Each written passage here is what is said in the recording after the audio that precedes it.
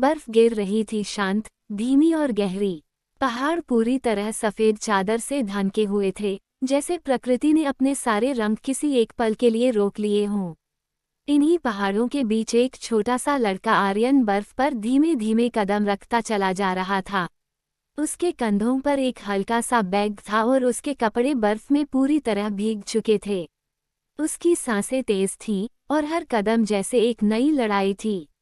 फिर भी उसकी नजरें आगे थीं, मानो वो किसी अनदेखे सहारे को खोज रही हों। कुछ दूर चलने के बाद उसे एक छोटी सी गुफा दिखी। वहां पहुंचकर उसने खुद को घसीटते हुए भीतर जगह बनाई।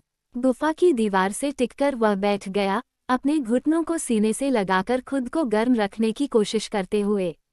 बाहर बर्फ लगातार गिर रही थी और भीतर हल्की धुंध थी, जैसे ठंड ने हर चीज को जकड़ रखा हो।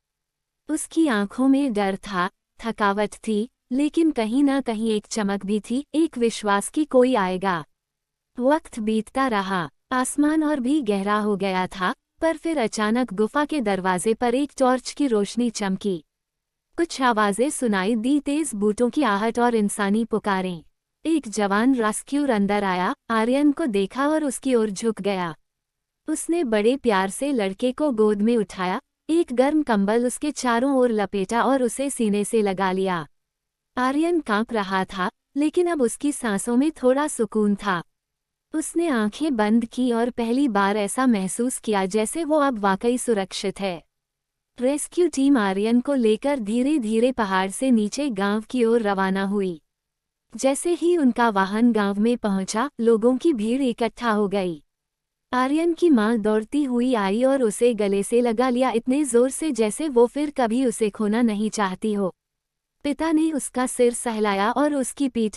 शाम ढल चुकी थी। अब आर्यन अपने घर में था, खिड़की के पास बैठा हुआ। उसके चारों ओर एक ऊनी कंबल लिपटा था और हाथ में गरम चाय का प्याला था।